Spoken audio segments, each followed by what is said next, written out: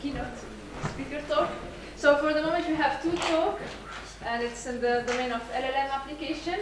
So we have two speech. One is challenging ChatGPT, and the other is using ChatGPT. So I'm eager to know a bit more. As you already know, we have 15 minutes of presentation, and then we have room for some questions. And again, 5 minutes between both talks, and then we will have the other person presenting. So for the moment, it's Dietrich Trautmann, if I pronounce it correctly. Yes. And I leave the floor for you. Yeah, thanks for coming. In short, this is about prompt chaining, but the longer title is Large Language Model Prompt Chaining for Long Legal Document Classification. First, a few words about myself. So I'm applied research scientist, working on legal NLP and language models for quite some time at Thomson Reuters, and they're even in the labs, which is kind of the R&D department of Thomson Reuters in Zug, here in Switzerland, although we have locations across the globe, basically. And most of you probably know about the second part of the name, like the Reuters. So this is the news agency, but this is just a small part of the overall company. We have way more applications, such as tools, Westlaw, Practical Law for the legal domain, Checkpoint for tax and accounting, and also a recent acquisition renamed into Document Intelligence, where we analyze contracts in all forms. And yeah, a lot of NLP applications, as you may guess. So recently, this whole hype around generative AI and LLM application that ChatGPT will write all your court cases and so on is quite well known by a lot of people. And of course, we are providing a similar solution to a selected few customers, because this is quite recent development. And this is basically a quite familiar interface where you have, on the left side, if you focus, this dialogue where you have already the user question and then some response. So, but what the advantage is of using our tool is that all of the responses are grounded in actual legal data. So on the right, we then see all the corresponding cases text that resulted in the corresponding response generation. And maybe some of you have also heard about the recent lawyer in the US using ChatGPT to submit a court filing, and then the judge discovered that some of the cases do not exist. So now they are kind of suing the lawyer of providing this direct output without checking whether those cases exist. So hopefully something like this, Westlaw, can help mitigate those cases. But maybe a more broader introduction, so that kind of the legal domain presents a few NLP challenges, such as the more complex language compared to normal natural language, the specialized content structure of documents are in a particular structure. There is also a lot of subjectivity in how one interprets a certain case text. And often, if you look into label data, there is an imbalance of data. We have a lot of common cases and only a few rare cases. And then, of course, if you want to annotate this data, this is really expensive to read long documents and this complex language and so on. So you need to have an expert reading this, which is also a higher price for them to do. And more recently, the whole pre-trained language models have shown promise in the legal benchmarks that are either publicly available or within the company itself. But as I said, they require a lot of annotated data, and this whole fine-tuning processes, they become more expensive with using a lot of GPUs for several hours or even days. And yeah, those models are becoming larger and larger. So there is currently this emerging alternative where you just do kind of this prompting with the super large language models, and they hopefully give you the correct answer there. So our goal is to, I had also a Swiss text talk last year where we looked into zero-shot baselines, and this one is kind of to go one step further in chaining those prompts. Yeah, maybe kind of prompting is a well-known thing, but I have it here nevertheless. So kind of there's a new paradigm to really query. You can directly kind of ask those models to provide or behave in a certain way. So this prompting is used to guide or steer the language model to produce a corresponding response, and then this distinguish between zero-shot, where you don't provide any additional information of the model besides kind of the task description or maybe a question about a task, and the few-shot prompting is where you include also a couple of examples, so the model is kind of better able to, hopefully better able to reason what you want it to perform. And then this prompt chaining is kind of the sequentially chaining of multiple prompts, especially for complex tasks that can't be solved in like one shot, or like zero shot, and yeah, hopefully to perform better. So we have like this example of like you have an input text and then you write in summary, give it to the language model, and then it returns a completion. But many of you probably already worked with this type of prompting. So in this work, we show that we can successfully chain prompts for legal document classification. We apply this on one binary classification task and also extend this to one multi-class text classification task. We improved upon our zero-shot baselines, and also we outperformed zero-shot ChatGPT with way smaller models and like even open source models. And as I said, this is the previous work. You can also have a look at the paper itself. In terms of data, we used, kind of wanted to use also public information, so we can also share this in talks such as this one. So one is being based on the data from the European Courts of Human Rights with around 11K case text, and here we looked only at the binary classification task of whether like a human rights violation took place in the case or not. And another data set that we used is based on the data from the Supreme Court of the United States, or corpus for short. And there we had up to, in the paper they wrote 14, but actually there were just 13 different legal issue areas that we need to classify a particular document into. In terms of models, we had here two different 20 billion parameter models. They had a quite large context window of up to 2048 tokens, where like previous approaches with BERT-based models have usually this 512 tokens. Those models are real open source models, so like not like the blue model where they really restrict you of what you can do with it. You can do with those models whatever you want. And they are the GPT-NeoX 20 billion parameter model, which is kind of the decoder only, and then we used also this Flan UL2 model. This is a T5-based model that they scaled up to 20 billions, and also additional instructions fine-tuned. So this is kind of another new step in those models. Additionally, we had also auxiliary models, because for some of the steps in the chain, we needed to kind of iteratively design and kind of test for different prompts. So we compare this against an abstractive summarization model, which is in this case was Primera. And then we used also semantic similarity search, and in particular the Annoy library, to compute, to find the closest document to a particular target document, but we will see this later in the chains. I have on this slide the kind of full chain loop. So actually, in the initial task we have from a legal document, we want, for instance, to classify it based on a particular legal topic. So we want to assign it a fixed label. However, this is usually like really complicated to do directly.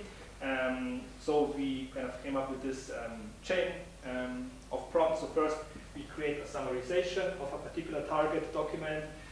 We also additionally, kind of ahead of time, created this corpus database of similar or like the same legal documents from a corpus from the training set that we use then to create the summaries.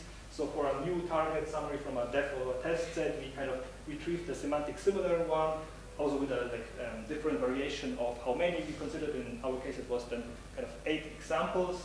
So we created this n-shot prompt or like 8-shot prompt, and this kind of went into another prompt stage where we then asked some like prompt optimization to generate the final label, and then kind of predict the label compared against the goal. Now for each individual step in the summarization, as I said, we had kind of up to 2048 tokens. However, cases texts are really long, so they didn't fit even in those larger context windows. So what I have here is the kind of creating first the summaries of chunks, and then kind of the summaries of the chunks, and so kind of iteratively summarizing the document until a target length of a summary was generated. Also some experimentation with different prompt templates, and then kind of, since the original document, they do not have any ground truth summarization. We kind of inspected on a selected set of how well they are, and kind of more or less the essence from this insight was that they contain the legal issues, or like we could use this summaries to classify them in the follow-up step. But before that, I also showed this semantic similarity search. So for instance, here, this in green, this is the target summary from the development set. And for this, we retrieved I'm showing here just 4, but actually it was up to 8 summaries. So here, the closest one is most similar to this one, based on the embeddings of this summary and the target summary with nice musical. There was like, so like kind of this is the 4 in this case are the most closest summaries from the corpus database. Then what I have here is also the task as a question inclusion of like we want to perform here this binary classification, and then we also include the true label in the corresponding fusions. So like we have here a yes, no, yes, yes, and then like based on whatever the text here is, the model should be able to reason what it should predict. And similarly, we have this for the other SCOTUS data. I'm showing just the target part, but we have also the fusion context here. And here again, we have the summary and kind of the instruction of what the model needs to do in this label generation. And as I said, in the SCOTUS data, we had a multi-class classification, so up to 13 labels. And I also kind of have here all the 13 labels that were available, but reduce this full list based on whatever is in the context. So like, if not all of them appear, then like the list the model should pick from gets also reduced. And before I continue or like show the real results, like one remark or a few remarks actually. So here, although this is like 20 billion, is by some standard quite large, but compared to like really state-of-the-art ChatGPT, GPT-4 and so on, they are way smaller. So we don't know for sure how large those ChatGPT models are, but they are for sure in the 100 of billion parameters, so way larger than what we have here. And then we also evaluate against hard labels. So oftentimes, if you see like also in the GPT papers, they assign something like a human preference score, like is A or B better, and they are kind of more forgiving in what is evaluated there, almost like win rate against another model or something like this, right? So here the hard labels, they are like really kind of the ground truth, or at least hopefully so, that we are evaluating against. And in this regard, so first the European Court of Human Rights data set. So I have here kind of the baseline models in terms of minority, random, and majority class. And then, of course, the GPT Neo X on zero shot of the full documents. And then the 8-shot kind of prompt chain result. And we see that they always outperform the simpler ones.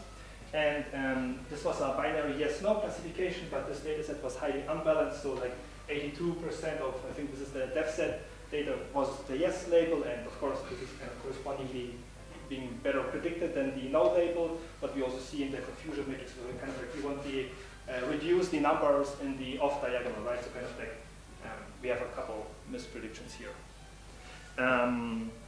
This is on the binary classification, and the next one is the multi-class classification. Here I have this results for FLAN UL2. What we have here included is also the supervised performance. So from the previous one, I initially had also a result for the supervised scores, but as it turns out, these were not the same on the same data set. So I removed it there, but here we have it. So there is quite a substantial gap also from the previous task to really supervised fine-tuning. But as I said, this is like a lot of annotation cost that goes into creating those data sets, and also like later than fine-tuning a corresponding model and then kind of running the inference is also like quite costly. What's interesting here is that also recent work did the same, but used ChatGPT or like the GPT 3.5 Turbo API.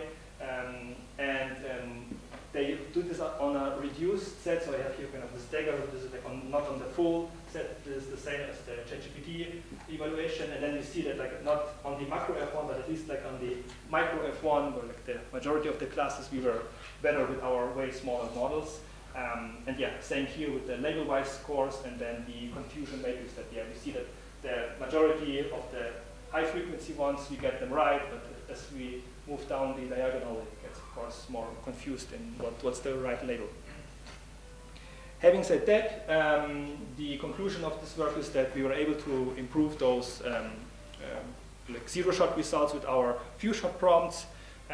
We showed that prompting, and especially this like prompt chaining, is a quite promising direction. It doesn't require expensive data annotation. Although, as I said, I used like a certain set from the training set to use as a few-shot context. So this could be kind of argued of like how much do you want to annotate, and like whatever your budget is, you use that full budget to annotate the data and use then this as the context.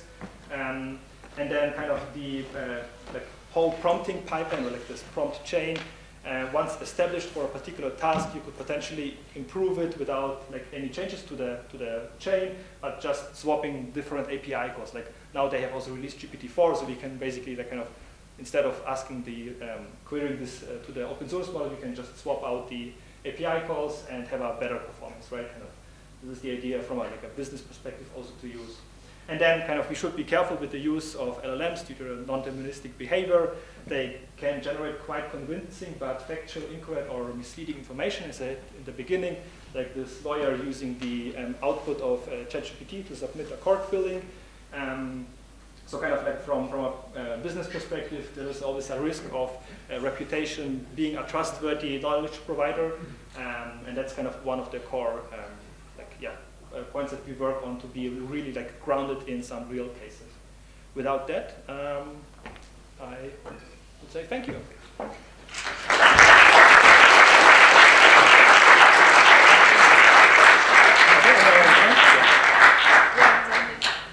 Thank you for your presentation. Lots of information inside.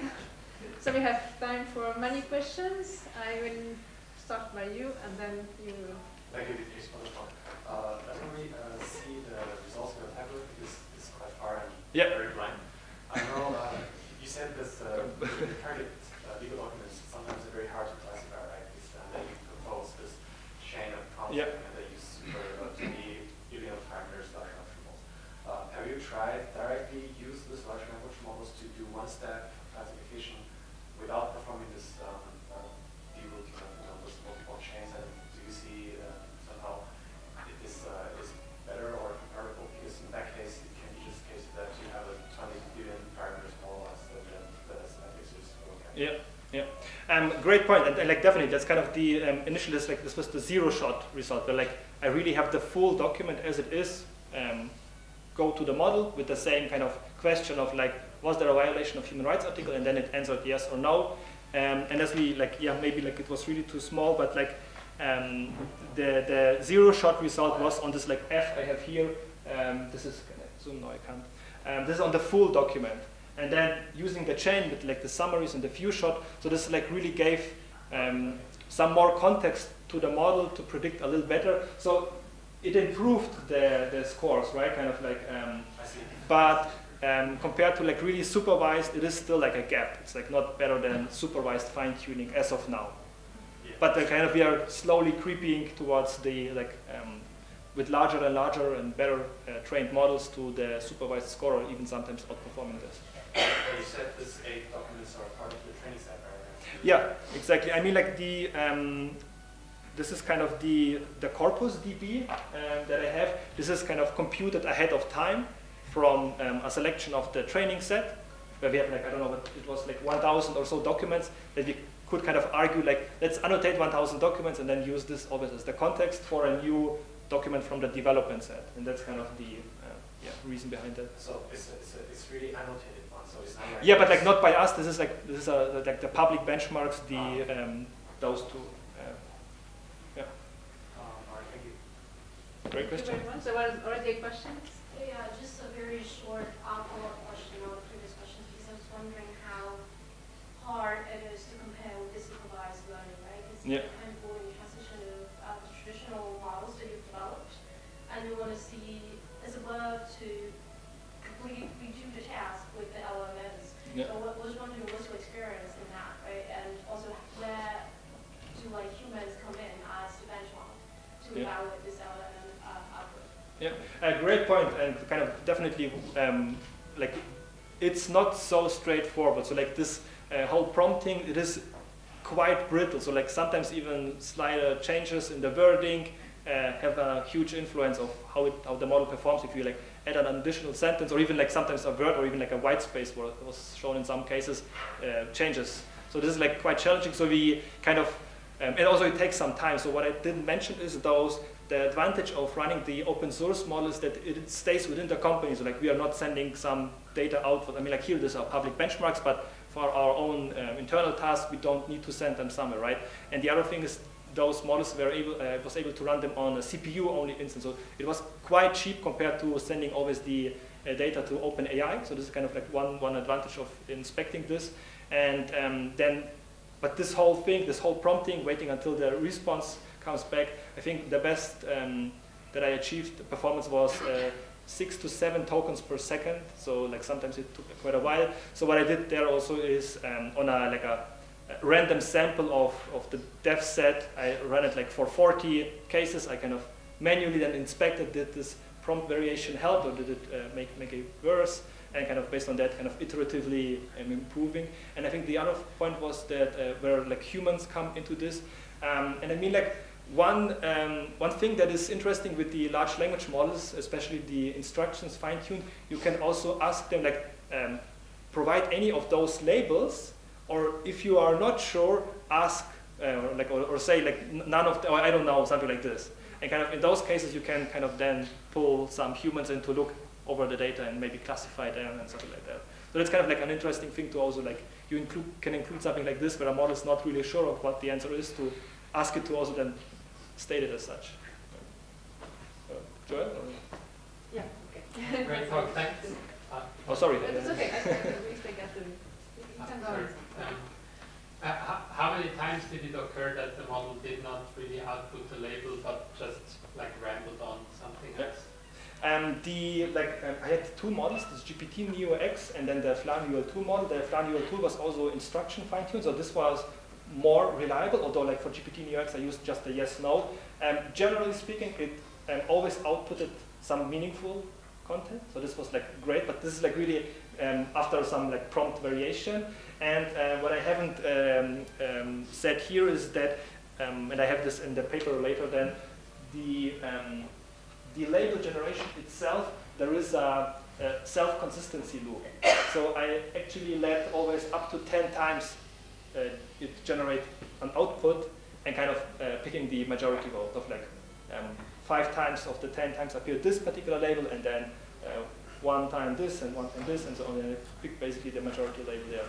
So this greatly also improved, but as you see, kind of it's still a gap to the supervised performance. Can still take like 2 questions. I think that you, and then there was a question here. Okay, so already go with you. Yeah, thank you very much for the presentation. Very nice. I was understanding this is about using prompt engineering to do large language model text classification. I heard there is a technique about the prompt tuning, which is something in between fine tuning and prompt engineering. Yeah. I'm not an expert, but I want to ask if you can share some experience. Yeah, that's definitely also a great point to look into, like really this p-tuning, prompt tuning, whatever you want to call it. And what this means is that what is actually happening if I do write the prompt, this is like natural language text, right? And then this gets translated into whatever the model is understanding, so like some vector representation, this goes into the model, right? Kind of. And p-tuning is finding the optimal representation that the model behaves then to predict this particular label. So the vector that you then find, there is like no grounding in natural language text. It is between 2 sentences or so. Like you have sentence A and sentence B as like a prompt variation, and the optimal one is in between. But what does this mean in natural language? That like it's difficult to map, but you can really find this optimal vector that you can append to a particular task for the model to perform. So this is something that I think NVIDIA is quite heavily investing. But what I heard by talking also to subject matter experts is that that's not interpretable. So like they want to have the like natural language form because there is where they can really like induce their own factual knowledge for a particular task, and they can really then understand also like what goes into the model. So yeah, that's. Thank you. Sure. If there is no other question, we can make the good really line because it's you next, right? Yeah. Perfect. So we'll go Thank you very much.